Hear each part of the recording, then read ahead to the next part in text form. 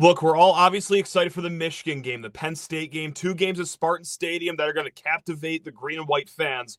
But what's that other game that's flying under the radar, the game that we are all looking forward to that we might not expect? Let's go.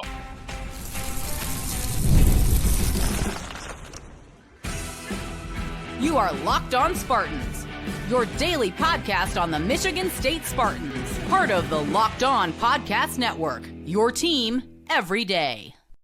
Episode of Locked On Spartans is brought to you by the Amazon Fire TV Stick 4K. Turn any TV into your Xbox, no console needed. Head to Amazon.com/Fire TV Locked On to get started. Spartan friends, Spartan family, Locked On Spartans listeners, thank you all so much for tuning in to Locked On Spartans. It's your team in green and white 5 days a week. Please rate, review, subscribe, comment below the under the radar game you were looking forward to the most this fall as the season starts, guys.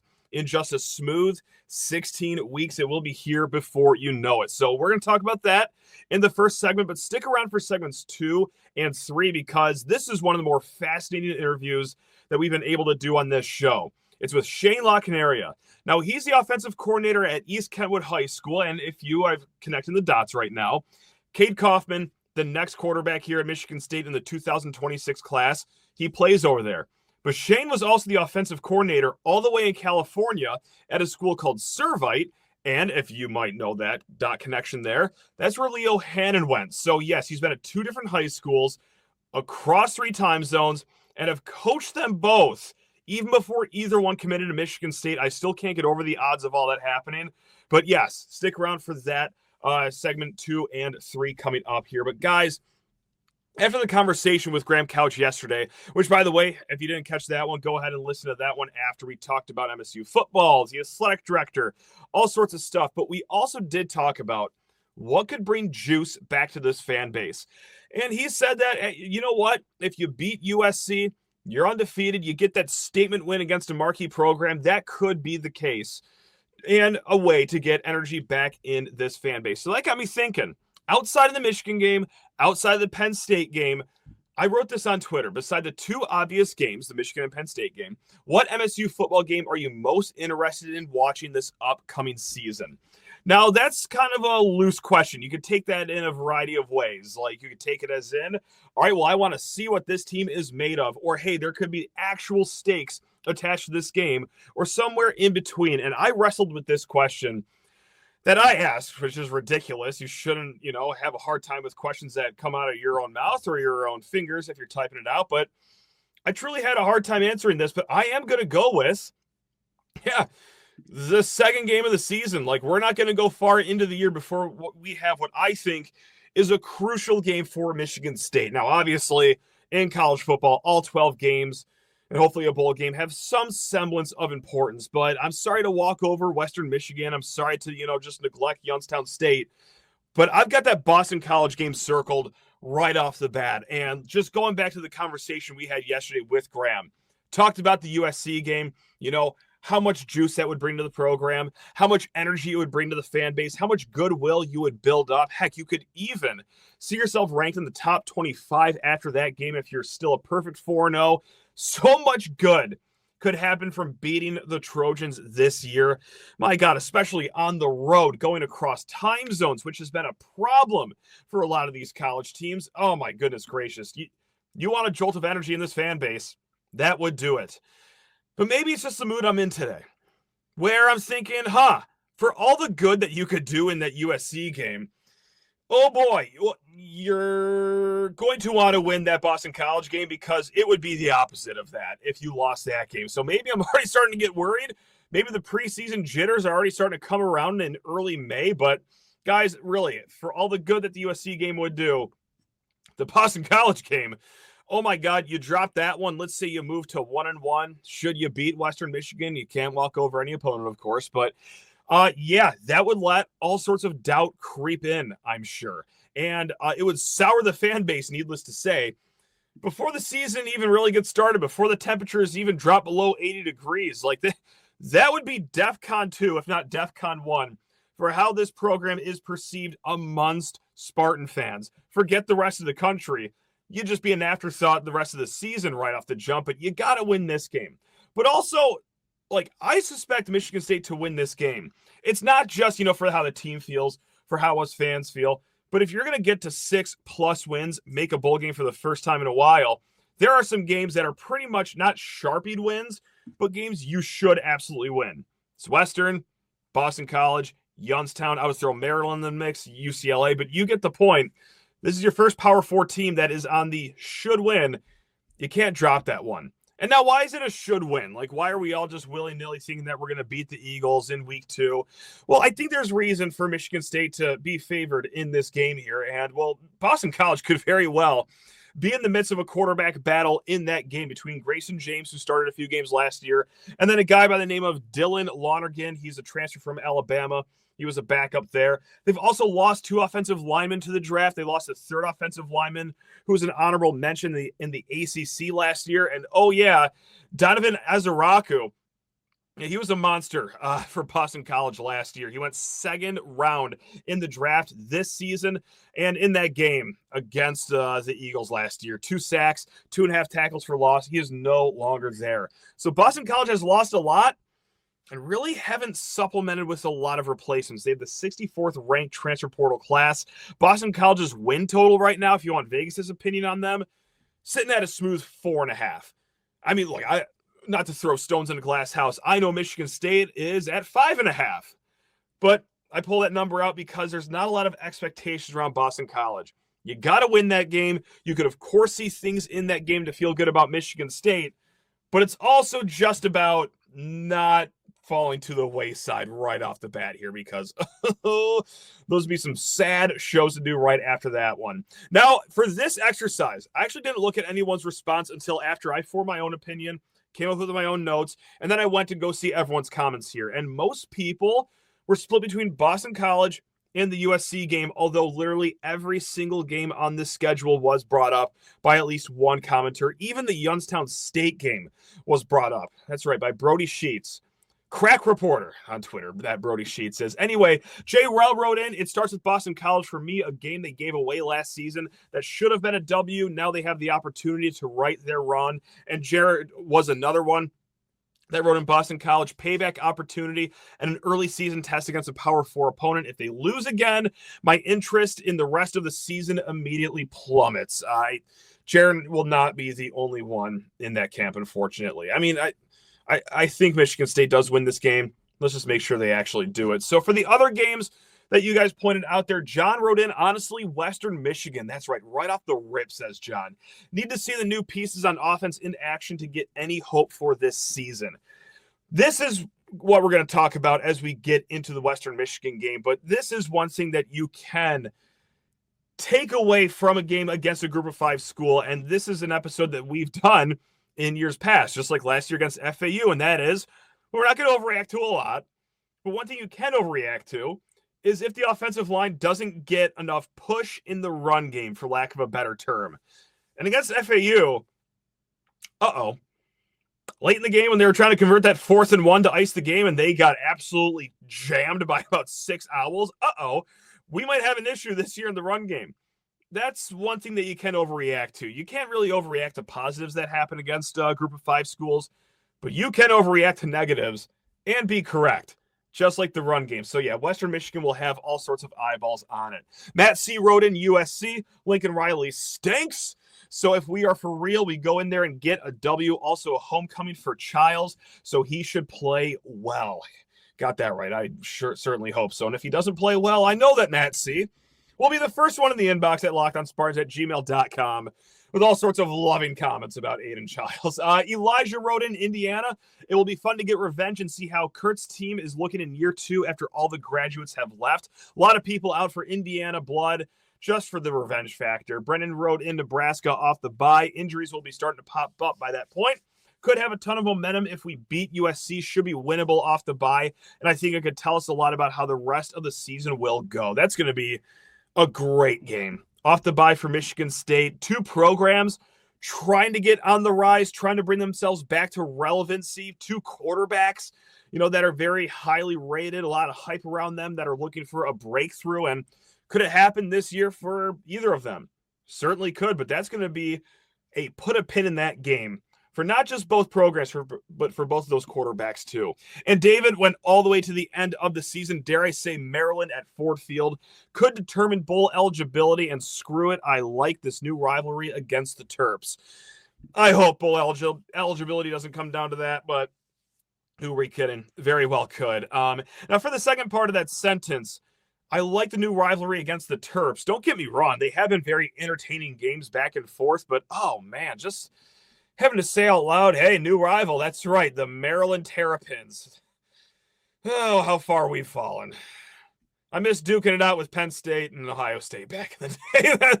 Those were a lot flashier games, needless to say. All right, guys, we're going to get into this great chat with Coach Cheyne Lacnaria.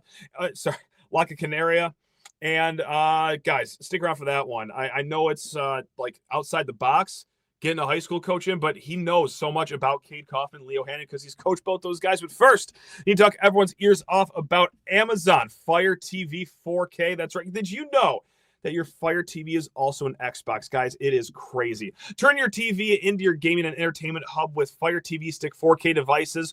No console required. Just grab your paired controller, subscribe, or sign into your Xbox Game Pass Ultimate with EA Play included, and you are ready to play.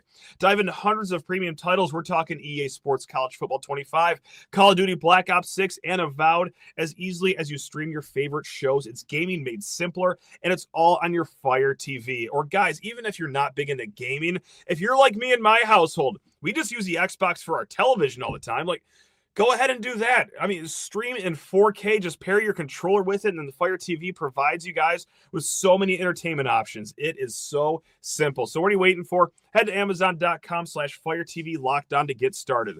Xbox Game Pass Ultimate subscription and compatible controller required. Available on select devices, including Fire TV Stick 4K, second generation, Fire TV Stick 4K Max, first and second generation, and Fire TV Cube, third generation. Guys, we've had some big-time guests, some names that you definitely know that I've been excited for, of course. But this might be a name that you might not know. But this has not dampened my excitement whatsoever, because what a fascinating story that we have here with East Kenwood offensive coordinator, the founder of Precision FBA, Cheyne Lacnaria. Now, Cheyne, the reason that this is such a fascinating story is because, hey, you're not just the coach of MSU quarterback commit Cade Coffman. You've also coached quarterback commit and guy that's going to be at East Lansing this fall, Leo Hannan. Except he's from California. So you were the offensive coordinator out in California at Servite. Now that you're offensive coordinator over at East Kenwood for Cade Coffman. Yeah. Point blank, is this just what your career is just going to be from here on out, just finding whoever the Michigan State quarterback commit is and following them to high school? How on earth has all this happened, Cheyne? Yeah. By God's grace would be kind of how to start that. It's so funny. I was just we had a couple of college coaches up here yesterday watching Cade and some of our guys, and he said it, and it's true, and it's players make coaches, coaches don't always make players, and that's kind of been the case. Is I've been really fortunate to adopt two junior quarterbacks that were both on the brink of just having these amazing seasons, and I did a good job of just letting them be what they were already meant to be, and let them kind of display the gifts that God had given them, and let them display the work that they put in. And it just happened twice in a row where sophomore year, both kids, different scenarios, but both kids didn't maybe play or have as much of an opportunity to showcase their talents. And then the stars align where I'm adopting a junior that is just like, it's their time. And we ended up having really, really great success at both places. So, yeah. So you saw it happen with Leo, he's blowing up. Michigan State recruits him. He commits there. Yeah. The same thing kind of starts happening with Cade Coffman. Did you just like start losing your mind, wondering like what on earth is happening right now? Or just like take us in the mind of Coach Locke here. It's funny too, because we get here and we're installing a new offense at EK, and naturally Leo Hannan and Servite's offense as a whole is a lot of teach tape that we're using as we get into install here for months and months and months. And then Cade's recruitment starts ramping up, and mid-season, then people are like, it's Michigan State. Like, he's going to Michigan State. Like, he's going to go compete with Leo. Who's going to win? Like, all this different stuff. And for me, it's the coolest thing in the world, because I'm able to, now that I'm back home-ish, I'm on the west side. I'm originally from the east side of Michigan. But I'm able to see Leo, who is such a special human being to me, and I'm really close with their family, of course. And I'm able to come up and watch him at some spring ball practices. And then now Cade going there. I'm going to be able to support two quarterbacks that mean a lot to me. And I'm like a Spartan fan now, so it's pretty cool. It's been a very cool experience. Excellent. Welcome aboard here. So Yeah, it's not just, these two stops at Servine and East Kentwood. You have a decorated football background. You won a state title over at Brother Rice. You played at Ohio Wesleyan. You've made stops at Wayne State in your coaching career, Saginaw Valley State in your coaching career. So you know what you're talking about and looking at when it comes to quarterback. So let me just ask the question on everyone's mind here. What do Cade and Leo have most in common with each other? We'll get to differences here in a little bit, but what is just one thing that both these guys have? Yeah, the two things that really pop out that they both have is one, just mental capacity for the game. Okay. Both these kids are like this, and it's extremely unique. I wasn't like this as a player. They can apply coaching from the film room and then immediately go apply it at practice and then that Friday very easily. I was the type of player, and I think most players are like this, where you get coached something and then you got to see it at practice and maybe make a mistake once or twice. Mm-hmm. And then you're in team period, and then it's like, oh, there's that look again, isn't it? And then you might miss it. These guys will install a check maybe on a certain type of play. And by the time team period rolls around, both these guys, as soon as it starts to show, they're all over it. They can communicate great. So the number one thing is the football IQ. Both kids are just off the charts on that. The other thing that I would put in there too is work ethic. Both individuals are not guys that you want to compete against, which is such an exciting thing that's going to take place at Michigan State over the next couple of years, is watching these guys compete, because they both have a dog mentality. I think in different ways, their aura is different. The way they carry themselves is a little bit different, but ultra competitive individuals. And I'm really excited to see what they do, and they're going to make each other better. That's for sure. Over these next few years at Michigan State. I remember in my football playing days, I learned from practice, and then we would do it at practice, but then they would never let me play on Fridays. So that's maybe the one difference between me, Cade, and Leo. That's the only difference, just that small little thing right there. So let's just talk about Cade right now, the guy that you're coaching currently. Any big difference between his game and Leo's game that sticks out immediately? I don't really see a whole lot of differences, to be honest, between the two. Honestly, I think there's a reason why Michigan State sees both of them being a great fit. And is just their skill sets, I would say, are very, very similar.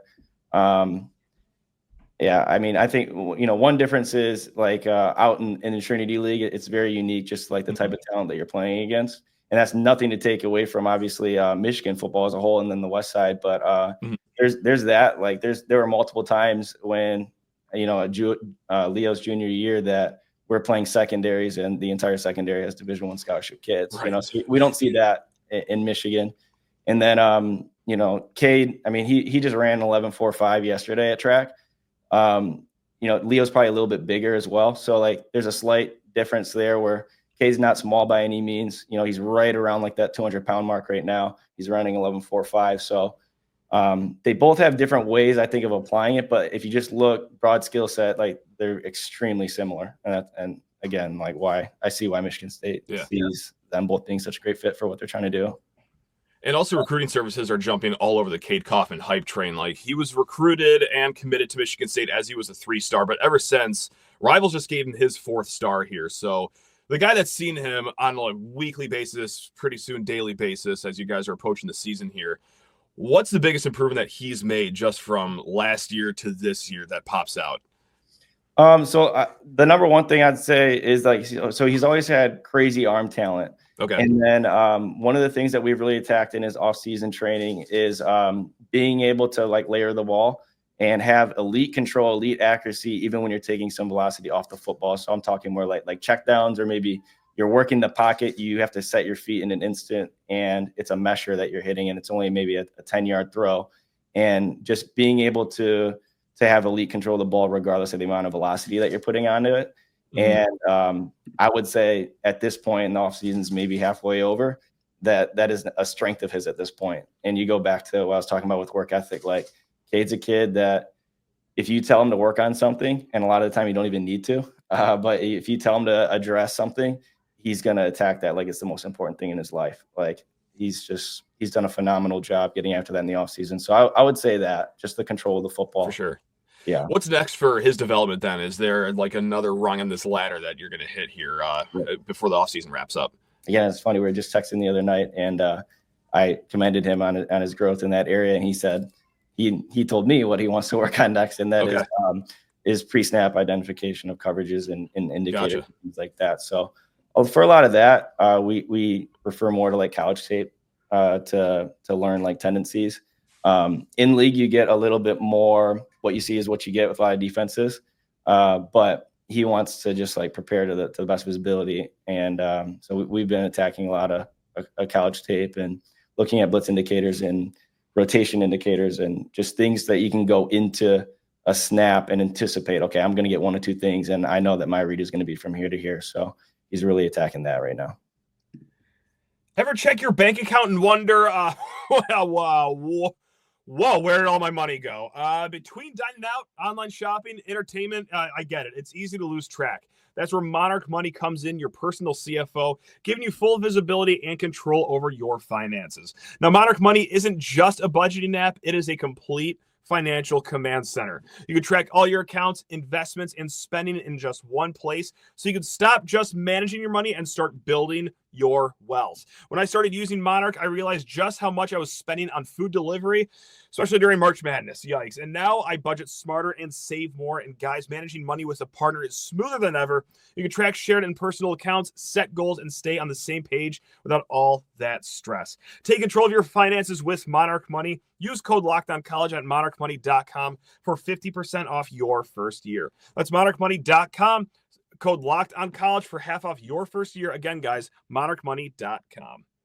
When it comes to like, the defenses that you guys are going up against, and obviously might be a little different over there in California in the Trinity League, but is it kind of repetitive when you get in the Michigan high school season? And that's not a knock or anything. Like, it just is what it is. But does it get, you just see shell cover 2 like nonstop for the first 9 weeks of the season? Or is there actually little variants that you can work on those with? So there's a lot more variance than I thought there would be. So especially on the front end, right? So like the fronts and like how the run game menu changes, and we build everything off of the run game. So like we start with the run game and what run plays we like, how we want to run them, what variations. And then from there, formationally, we're going to marry up the pass game with the run game. So the fronts is like, we see like everything in the front. So that allows us now, if we want to put ourselves in the best situation to be successful, is now we're extremely multiple in the passing game as well, and how we're getting to different concepts. So there's a lot of variance, to be honest, in league, especially on the front end.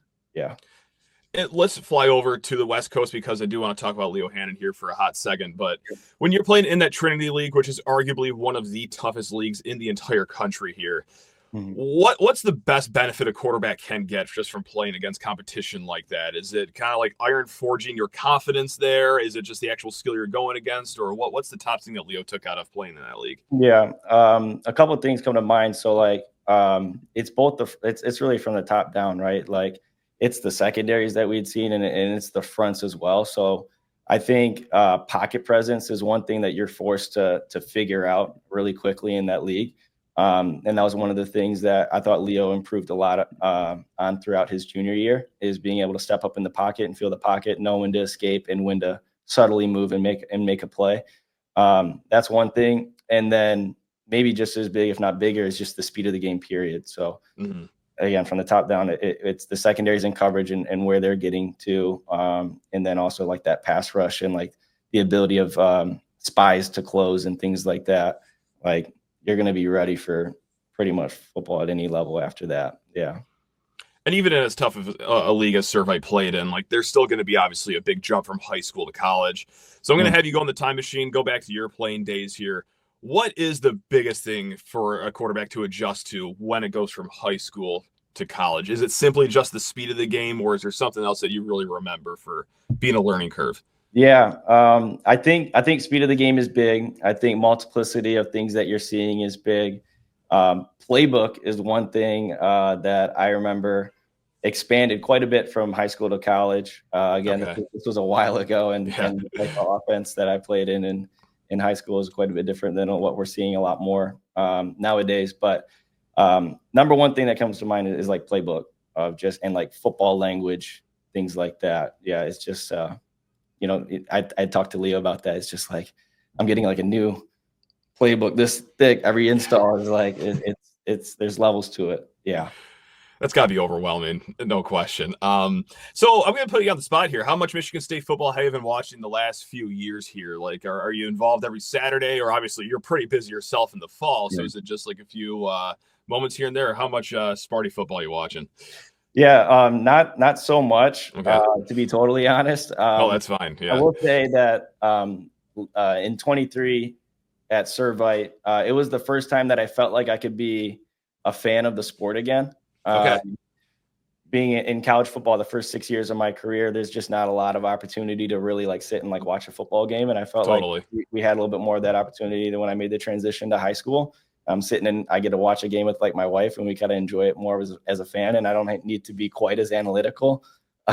So been watching like a little bit more like Lions than I have in years past. And then I'm like a honorary Rams fan, I would say, because I have followed more players than I have franchises in my kind of as growing up and things like that. So like I'm a huge Stafford fan.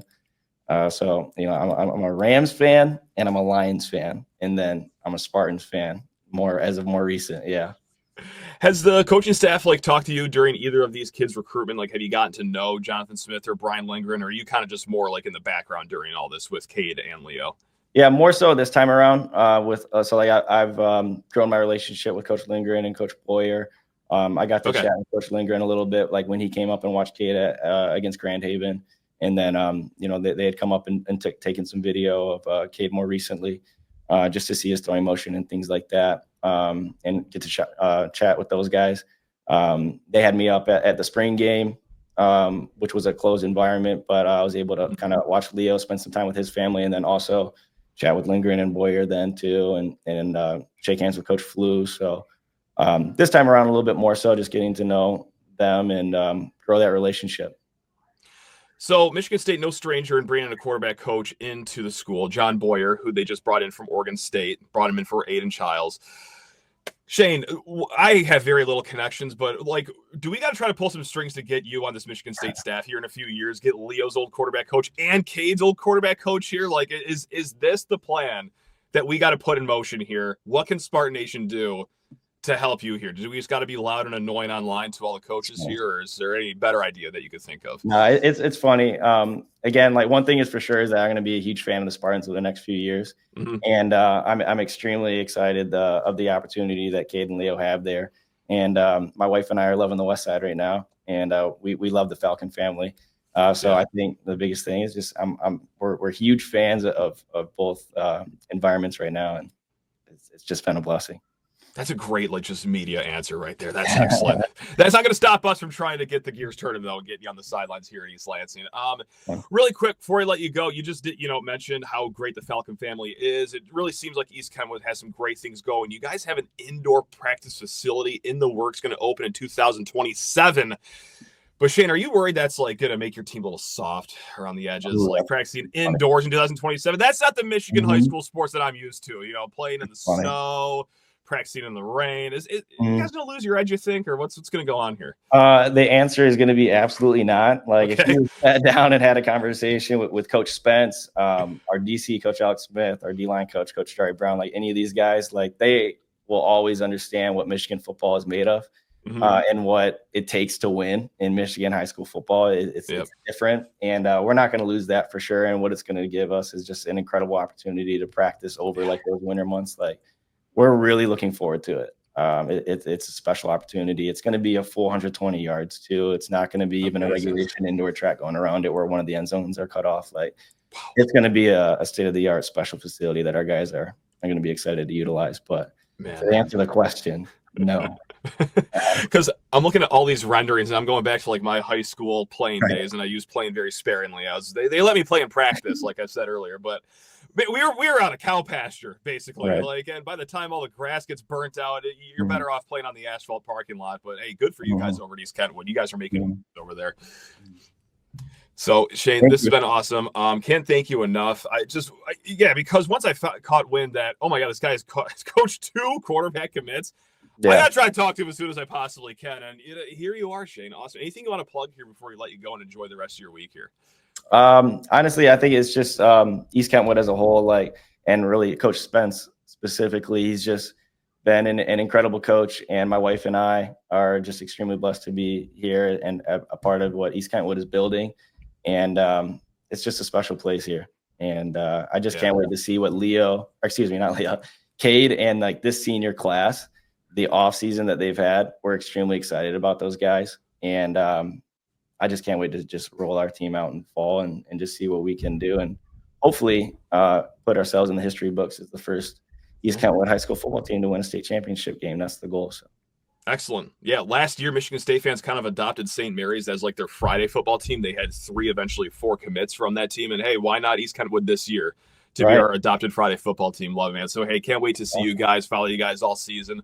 But yeah, Coach Cheyne, this has been awesome. Much appreciated. And guys, all the viewers, all the listeners, you guys are also appreciated as well. We will be back because, yes, we do this 5 days a week right here at Locked On Spartans. Now, until then, take care of yourselves. Have a great rest of your day. Love you all. Go Green.